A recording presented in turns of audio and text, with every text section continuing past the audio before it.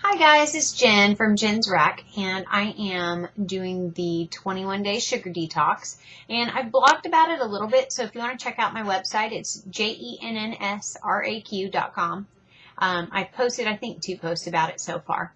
But anyway, I am doing the 21-day sugar detox, and that's basically eating, well, I'm doing level 1, so basically I'm eating in a primal kind of way, and then if you keep doing the sugar detox, by the time you get to level 3, then you're eating paleo. So for now, I'm still including things like cheese, basically, because I'm not including milk. So I'm including cheese right now. So that's kind of what makes the difference as far as what I'm doing. Anyway, let's see. Yesterday I did not do a vlog, and I apologize. And today it's already getting kind of late. It's almost 8, and I'm doing mine. But my baby's been not feeling well. You saw him in my last video, and he was starting to feel kind of crummy. But he's just been awful. It's been so sad. He's been having a fever and throwing up and just sleeping all day and not sleeping at night, just staying up crying and that kind of thing. And I think that it's his teeth, because his top 2 front teeth, you can see the little buds and you can see the little whites. And I think that's all it is. But man, he is having like major teething problems. I feel bad. But anyway, that's why I have not vlogged. So I do apologize. So, all right, day 6. I'm pretty much done with day 6. Like I mentioned before, I think, I've been doing my calorie counts on MyFitnessPal just to sort of see where I'm at as far as how many calories I'm eating every day and how many they recommend that I eat for losing weight.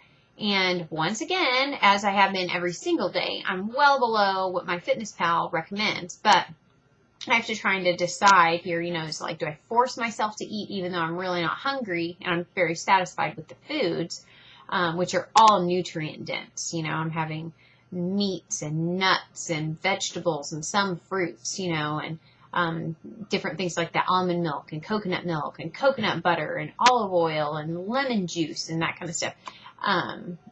Yeah, so it's sort of like, okay, do I make myself eat more of this stuff? Oh, and hard-boiled eggs. Yum. Always a favorite. Or do I just eat till I'm not hungry anymore? And so if I really just ate until I wasn't hungry anymore, I would probably have a lot less calories. I've been trying to make a conscious effort to eat a couple of extra things. So a couple of the nights I've had an extra hard-boiled egg or 2 before bed, that kind of thing, to sort of fill in the gaps there. But if I'm not hungry, I sort of feel like it's weird to eat. And I promise you, before I started this, I was hungry constantly. I'm one of those people that always would tell people I don't feel full. I never feel full. And now I'm like satisfied all the time. I wouldn't say I'm full because I'm not eating until I'm going to pop or something. But I feel satisfied. I don't feel hunger pangs anymore. I don't feel like I need to snack constantly. Before, I was like a constant snacker. Like, give me food. I will eat all day long. In fact, that's what I said when I was posting on my Facebook asking for diet suggestions. I said, give me a diet where I can eat everything all day long, whatever I want. And I said, and I have no intention of giving up my dairy or my grains. And then it's funny because here I came to this. But I've been researching this for a couple of years, and I've seen different people do it, and they love it. And I thought, I don't have the discipline to give up grains. And then when I did more research, I'm like, oh my gosh, I have to give up peanuts too, and then I just, beans, I can't have chili, and I started sort of freaking out. But now that I've really gotten into looking at more of the recipes, and Pinterest is your friend, trust me. And you can check out my Pinterest. I've got tons of recipes that I've pinned on there, including some Girl Scout lookalikes kind of a thing, because my daughter's selling Girl Scout cookies right now. So obviously I'm pinning all of these things so that when I'm out of the sugar detox, I can try some of these, like the peanut butter patties or the tag-alongs. They have a paleo version of that, and there's a paleo version of Thin Mints, and there's a paleo version of Samoas, yum, which are the caramel delights in some people's areas. But anyway, Pinterest is great. So pinterest.com/JennsRAQ, and you'll see all of my recipes. Grace? No. Anyway, sorry. Let's see. But once I started looking at these things, I see that it's really not that limited. Like, pretty much anything that you want to make or do, you can totally make it paleo. In fact, today I was looking up a recipe for paleo cinnamon rolls, and I am so excited that I found several, and I can't wait to try them. I think that will be amazing. Once I'm off the sugar detox, I do plan on reintroducing natural sugars.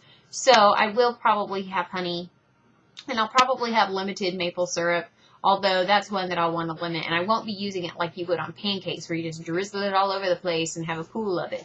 Because obviously, Grace, out of my video, most people that do the maple syrup, it's really not maple syrup that they put on their pancakes. You know, it's usually like maple flavored syrup. And it's really like Caro syrup. And that's all corn syrup. Yuck. So anyway, I have no intentions of doing that. But using a little bit of the sweetener, like what I did in some brownies that I made for my family, that would be a good idea. So the brownies that I made were from the Gracious Pantry. So if you look at that, she has this amazing clean eating blog. And now she does have things with flour and corn and all that. But a lot of her recipes could be made paleo, and some of them are already paleo. So these Freedom brownies, if you search on there for those, totally simple, totally good, and they have maple syrup as their sweetener. So anyway, I think it's really cool. I can't wait to try some different things. I made those for my family, and it was a little hard not eating them, especially smelling the chocolate. But I remind myself why I'm doing this, and it's fine.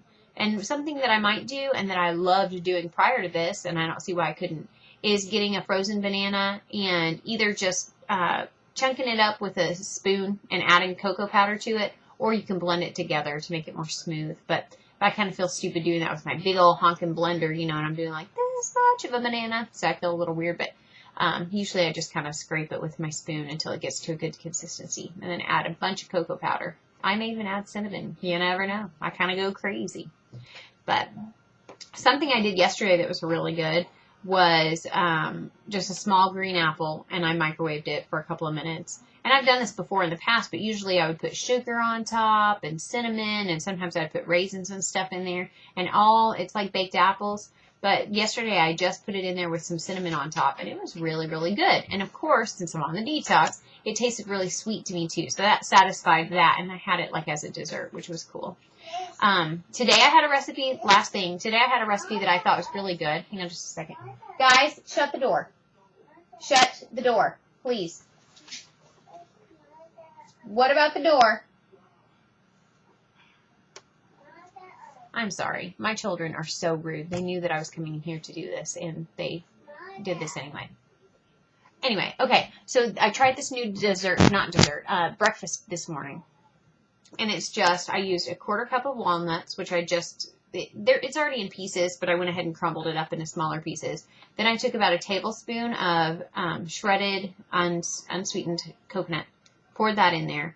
And then I sliced up half of a banana, and since I'm doing the detox, it's a green-tipped banana, so it's not quite ripe yet, not like the super sweet like you would put in banana bread. Anyway, I chopped up that, and I put it on top, and then I put about a 1/2 cup of almond milk in it.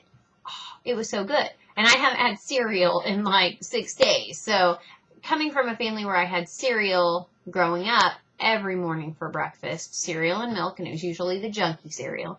And then that's sort of what I ended up doing as a grown-up, too. Even if it wasn't junky, even if it was like Rice Krispies or Raisin Bran, you know, or something like that, or Kashi or whatever it might be. Anyway, that was my standard breakfast. I mean, our family went through, I don't know, probably 3 to 5 boxes of cereal a week. Normal, no big deal. Sometimes more, sometimes less, but that was pretty standard. So anyway, for me to have this today, it was nice because it was crunchy, but it was still kind of gooey, and it was cold, and it wasn't something with eggs, so that made me happy, but it was cool. So I thought I would share that with you guys. But anyway, if you have any thoughts or ideas or anything, comment, and I would love to hear about it. As far as how I'm feeling great, sleeping better, although not last night because of my baby, but I'm sleeping better. I feel more rested when I wake up. I'm not a zombie or a mean lady, which usually I'm pretty scary to wake up, and I haven't been too scary, I don't think. My baby's eczema is totally gone. His little neck rolls used to have these really red raw splotches on there. They're not red and raw anymore. I feel like I have more energy. I don't know if I'm having more mental clarity or not, but I'm able to focus just as well as I was before, at least. Let's see. No other problems I can think of. I mean, everything seems to be going well. So I haven't had any withdrawal symptoms. I haven't had any of that other than, like I told you about, I think the last video, where I kind of woke up feeling a little shaky, like my blood sugar was low. But that was just those 2 days, and that was it. I have felt totally fine since then. I've also lost more weight. My weigh-in today was 133.2. And so if you remember when I started, it was 137.8. And now I'm on day 6 and it's 133.2.